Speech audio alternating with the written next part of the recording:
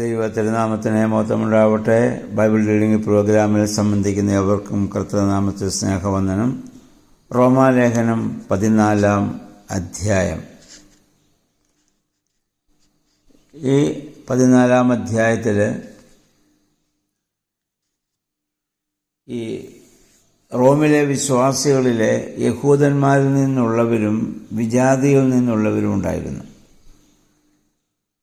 അവർ തമ്മിൽ ഭക്ഷണ കാര്യങ്ങളിലും ദിവസങ്ങൾ ആചരിക്കുന്ന കാര്യങ്ങളിലും അഭിപ്രായ വ്യത്യാസങ്ങൾ നിലനിന്നിരുന്നു. കാരണം ക്രൈസ്തവ സഭയുടെ ആരംഭകാലമായതിനാൽ എല്ലാ കാര്യങ്ങളിലും വേണ്ട രീതിയിലുള്ള അഭിപ്രായ സമന്വയം അവരിലില്ലായിരുന്നു. അതുകൊണ്ടാണല്ലോ 15-ാം അധ്യായത്തിൽ നമ്മൾ ഇതിനു മുമ്പ് വായിച്ചല്ലോ,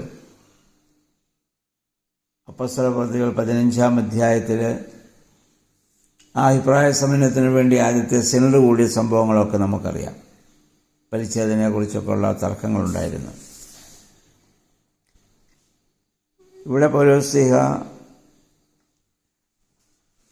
അതുകൊണ്ട് അങ്ങനെയുള്ള സാമൂഹികമായി ആചരിക്കുന്ന ചില കാര്യങ്ങളിൽ നിങ്ങൾക്ക് പരസ്പരം എങ്ങനെ അവരെ ബഹുമാനിക്കണം എന്ന കാര്യത്തെക്കുറിച്ചാണ് അദ്ദേഹം ഇവിടെ പറയുന്നത്. വിശ്വാസത്തിൽ ബലഹീനരായവർ രണ്ട് രീതിയിലുള്ള ബലഹീനന്മാരുണ്ട്. ഒന്ന്, അവിശ്വാസത്തിൻ്റെ പ്രചരണത്താൽ ബലഹീനരാകുന്നവരുണ്ട്. രണ്ട്, അബദ്ധ ഉപദേശ പ്രചരണത്താൽ വിഷമിക്കുന്നവരുമുണ്ട്. ഇരുകൂട്ടരും പരസ്പരം സഹായം അർഹിക്കുന്നവരാണ്. ഇനി ഒന്നാമത് പറയുന്ന ഭക്ഷണകാര്യത്തെക്കുറിച്ചാണ്.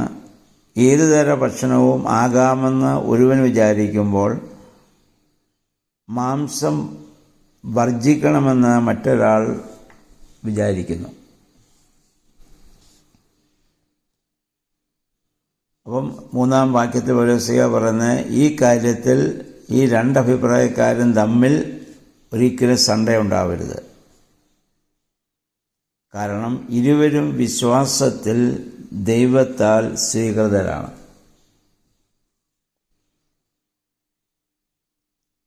കാരണം ഇരുകൂട്ടരുടെയും യജമാനൻ ദൈവമാകിയാൽ ഒരാൾക്ക് മറ്റൊരാളെ അല്ലെങ്കിൽ ദൈവത്തിൻ്റെ ദാസന്മാരെ വിധിപ്പാൻ ആർക്കും അവകാശമില്ല. 5-6 വാക്യങ്ങളിൽ ദിവസങ്ങളെക്കുറിച്ചുള്ള ചിന്തയിലും മുൻ പറഞ്ഞ അഭിപ്രായം അനുവർത്തിക്കണം. ഒരാൾ ഒരു ദിവസം ശ്രേഷ്ഠമെന്ന് കരുതുന്നെങ്കിൽ കരുതട്ടെ, ഒരാൾ അങ്ങനെ കരുതുന്നില്ലെങ്കിൽ കരുതാതിരിക്കട്ടെ. അതിന് പരസ്പരം കുറ്റപ്പെടുത്തേണ്ട കാര്യമില്ലെന്ന് അർത്ഥം. അപ്പം ഭക്ഷിക്കുന്നവനും ഭക്ഷിക്കാത്തവനും കൃതജ്ഞത അർപ്പിച്ച് ഉപയോഗിക്കുകയോ ഉപയോഗിക്കാതിരിക്കുകയോ ചെയ്യുന്നു. അത് കർത്തൃകൽപ്പനയെ ധിക്കരിച്ചോ സഭാ നിയമത്തെ ധിക്കരിച്ചോ മനഃപൂർവ്വം പ്രവർത്തിക്കുന്നവരെക്കുറിച്ചല്ല ഇവിടെ ഉദ്ദേശിക്കുന്നത്. പ്രത്യുത കർത്താവിനു വേണ്ടിയാണ് താൻ ഭക്ഷിക്കുകയോ ഭക്ഷിക്കാതിരിക്കുകയോ ചെയ്യുന്നത് എന്ന മനസ്ഥിതിയുള്ളവരെ അത്രേ. 7, 8, 9 വാക്യങ്ങൾ പറയും, നമ്മുടെ ജീവിതം സ്വാർത്ഥപരമായിരിക്കരുത്. നമ്മുടെ ജീവിതവും മരണവും കർത്താവിനു വേണ്ടിയാണ്, അല്ലെങ്കിൽ ദൈവനാമ മഹത്വത്തിനായിരിക്കണം. അപ്പം അങ്ങനെ നമ്മൾ ജീവിച്ചിരിക്കുമ്പോഴും മരണശേഷവും കർത്താവിനുള്ളവരാണ്. കാരണം കർത്താവിൻ്റെ മരണം തൻ്റെ പുനരുത്ഥാനവും ജീവനുള്ളവർക്കും വാങ്ങിപ്പോയവർക്കും വേണ്ടിയിട്ടുള്ളതാണ്. അല്ലാതെ ജീവിച്ചിരിക്കുന്നവർക്ക് വേണ്ടി മാത്രമല്ല, ദൈവം മരിച്ചവരുടെയും കർത്താവാണ്. അതായത് രൂത്തിന്റെ പുസ്തകം 2:20 പറയുന്നത് പോലെ, ജീവനുള്ളവരോടും മരിച്ചവരോടും കരുണ ചെയ്യുന്നവനാണ് ദൈവം. എല്ലാവരും ഒരു ന്യായാസനത്തിന് മുൻപിൽ നിൽക്കേണ്ടവരാണ്. പരസ്പരം വിധിക്കുന്നത് അർത്ഥരഹിതമായ കാര്യമാണ്. അപ്പം അതുകൊണ്ട് പരസ്പരം വിധിക്കുന്ന രീതി വിട്ടുമാറിയിട്ട് ഒരു സഹോദരൻ്റെ ക്രൈസ്തവ ജീവിതത്തിന് വിഘാതം വരുത്തുന്ന ഒന്നും ചെയ്യാതെ പറയാതെ നമ്മൾ സൂക്ഷിക്കണം. ഒരു ഭക്ഷണവും അതിൽ തന്നെ പാപകരമല്ല എങ്കിലും മനസ്സാക്ഷി കുറ്റപ്പെടുത്തുന്ന ഭക്ഷണപാനീയങ്ങൾ നമുക്ക് പാപകരമാണ്. അതുകൊണ്ട് പൗലോസ്ലീഹ പറയുന്നത്, നിന്റെ അഭിപ്രായത്തിൻ്റെ പേരിൽ സഹോദരനെ നീ ദുഃഖിപ്പിക്കുന്നത് അവനോടുള്ള സ്നേഹമില്ലായ്മയാണ്. അപ്പം നിന്റെ സഹോദരന് വേണ്ടി കർത്താവ് തൻ്റെ ജീവൻ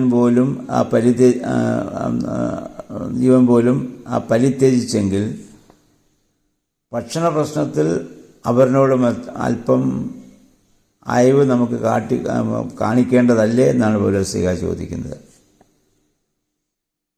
ഈ ഭക്ഷണവുമായുള്ള ബന്ധത്തിൽ അദ്ദേഹം പറയുന്നു, 17-ാം വാക്യം, ദൈവരാജ്യം ഭക്ഷണമോ പാനീയമോ അല്ല, നീതിയും സമാധാനവും പരിശുദ്ധാത്മാവിലുള്ള ആനന്ദവും അത്രേ. അതായത് ദൈവരാജ്യത്തിൻ്റെ മുഖമുദ്ര എന്ന് പറയുന്നത് നീതിയാണ്, സമാധാനമാണ്, പരിശുദ്ധാത്മാവിലുള്ള ആനന്ദമാണ്. അല്ലാതുകൊണ്ട് ഭക്ഷണമല്ല. അതുകൊണ്ട് സമാധാനം, സഭയുടെ അഭിവൃദ്ധി എന്നിവയ്ക്കായി എല്ലാവരും പ്രയത്നിക്കുക, പരസ്പരം ബഹുമാനിക്കുക. 20-ാം വാക്യത്തിൽ പറയുന്നത്, ഒരുവനെല്ലാം ഭക്ഷിക്കുന്നവനാണെങ്കിൽ തന്നെയും സഹോദരന് അത് ഇടർച്ച ഉണ്ടാകുമെങ്കിൽ അത് നിനക്ക് തിന്മയായി ഭവിക്കും. കാരണം നിന്റെ ഭക്ഷണം മുഖാന്തരം അപരൻ ദുഃഖിക്കുവാൻ കാരണമാകും. കൊരിന്ത്യർ ലേഖനത്തിലേക്ക് വരുമ്പോൾ 1 കൊരിന്ത്യർ 8-ാം അധ്യായത്തിൽ പൗലോസ്ലീഹ പറയുന്നുണ്ട്, ഞാൻ മാംസം ഭക്ഷിക്കുന്നത് എൻ്റെ സഹോദരന് ഇടർച്ചയാകുമെന്നുള്ളതുകൊണ്ട് ഞാൻ ഇനി മേലാൽ മാംസം ഭക്ഷിക്കുന്നില്ല. അപ്പോൾ ഭക്ഷണകാര്യങ്ങൾ പോലും സഹോദരന് ഇടർച്ച ഉണ്ടാകുമെങ്കിൽ, അവനെ ദൈവത്തിൽ നിന്ന് അകറ്റുമെങ്കിൽ അത് നമ്മൾ ചെയ്യാൻ പാടില്ല എന്നുള്ളതാണ്. അതുപോലെ മാംസം ഭക്ഷിക്കുന്നതോ വീഞ്ഞുപയോഗിക്കുന്നതോ ഒക്കെ മറ്റൊരാൾക്ക് ഇടർച്ച ഉണ്ടാകാൻ കാരണമുണ്ടെങ്കിൽ, അല്ലെങ്കിൽ അവനെ പാപത്തിലേക്ക് നയിക്കാൻ സാധ്യതയുണ്ടെങ്കിൽ അത് മനഃപൂർവ്വം വേണ്ടെന്ന് വയ്ക്കുക.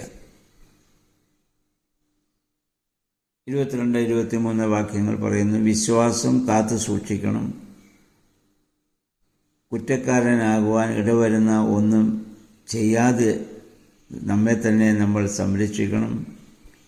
അദ്ദേഹം പറയുന്നു, വിശ്വാസത്തിൽ നിന്ന് ഉളവാകാത്തതെല്ലാം പാപമാണ്. അത് ഭക്ഷണകാര്യങ്ങളായാലും മനോഭാവത്തിലായാലും പ്രവൃത്തിയിലായാലും എല്ലാം വിശ്വാസത്തിൽ നിന്ന് ഉണ്ടാവുന്നതാകണം. അതിൽ നിന്നുളവാകാത്തതൊക്കെ പാപമായി നമുക്ക് പരിണമിക്കുമെന്നുള്ളതാണ്. അപ്പോൾ ദിവസങ്ങൾ ആചരിക്കുന്നതായ കാര്യത്തിൽ നമുക്കറിയാം, അപ്പോസ്തോലിക സഭകൾ ചില ദിവസങ്ങൾക്ക് പ്രാധാന്യം കൊടുക്കുന്നുണ്ട്. ഞായറാഴ്ച ദിവസത്തിന് പ്രാധാന്യമുണ്ട്. അതുപോലെ ക്രിസ്മസ്, ഈസ്റ്റർ ഇങ്ങനെയുള്ള ചില ദിവസങ്ങൾക്ക് നമുക്ക് പ്രാധാന്യമുണ്ട്. അങ്ങനെ പ്രാധാന്യം കൊടുക്കേണ്ട എന്ന് പറയുന്ന നൂതന സഭകളുണ്ട്. ഇതിൻ്റെ പേരിൽ ഒരു തർക്കമോ കലഹമോ പരസ്പര കുറ്റപ്പെടുത്തലോ ഒന്നും ആവശ്യമില്ല എന്നാണ് ഈ അധ്യായത്തിൽ പൗലോസ്ലീഹ ഓർമ്മപ്പെടുത്തുന്നത്. ഒരുവൻ ഒരു ദിവസം ശ്രേഷ്ഠമെന്ന് കരുതുന്നെങ്കിൽ അവനത് ദൈവത്തെ പ്രതി ചെയ്യുന്നു, അതിനെ കുറ്റപ്പെടുത്തേണ്ട കാര്യമില്ല. ഒരുത്തനൊരു ദിവസം ശ്രേഷ്ഠം അല്ല എന്ന് കരുതുന്നെങ്കിൽ അവനും ദൈവത്തിൻ്റേതാണ്. ആ കാര്യത്തിൽ അവനെയും കുറ്റപ്പെടുത്താനോ വിധിക്കാനോ നമുക്ക് അവകാശമില്ല. അപ്പോൾ ഭക്ഷണകാര്യങ്ങളിലായാലും സാമൂഹിക ജീവിതത്തിലായാലും എല്ലാം സ്നേഹത്തെ നിലനിർത്തി പരസ്പര ആദരവോടെ ബഹുമാനത്തോടെ ജീവിക്കാനും പരസ്പരം കരുതാനുമുള്ള ആഹ്വാനമാണ് ഈ 14-ാം അധ്യായത്തിൽ പൗലോസ്ലീഹ നമുക്ക് അത് നൽകുന്നത്. ഈ നോമ്പിൻ്റെ ദിവസങ്ങളിൽ നമുക്കറിയാം ചില ഭക്ഷണപദാർത്ഥങ്ങൾ നമ്മൾ വർജിക്കുന്നു. ചില ആളുകൾ അതിൽ കാര്യമില്ല എന്ന് കരുതുന്നു. നോമ്പ് നോക്കുന്നവൻ നോമ്പ് നോക്കാത്തവനെയോ നോമ്പ് നോക്കാത്തവൻ നോമ്പ് നോക്കുന്നവനെയോ പരസ്പരം കുറ്റം വിധിക്കേണ്ട കാര്യമില്ല. അവനവൻ്റെ മനസ്സാക്ഷി അനുസരിച്ച് നമ്മളത് ചെയ്യുക എന്നുള്ളതാണ്. അപ്പോൾ അതുകൊണ്ടാൽ എൻ്റെ ഭക്ഷണമോ എൻ്റെ രീതികളോ അവരെന്നെ ദൈവത്തിൽ നിന്ന് അകറ്റുമെങ്കിൽ ഞാൻ മനഃപൂർവ്വം അതിൽ നിന്ന് ഒഴിഞ്ഞിരിക്കുകയും വേണം. ഈ ആശയങ്ങളാണ് 14-ാം അധ്യായത്തിൽ പൗലോസ് നമുക്ക് നൽകുന്നത്. അതനുസരിച്ച് നമ്മുടെ ജീവിതത്തെ ക്രമപ്പെടുത്തുവാൻ ദൈവത്തിൻ്റെ പരിശുദ്ധാത്മാവ് നമ്മെ സഹായിക്കട്ടെ. ദൈവനാമം മാത്രം മഹത്വപ്പെടുവാൻ ഇടയായിട്ട് തീരട്ടെ.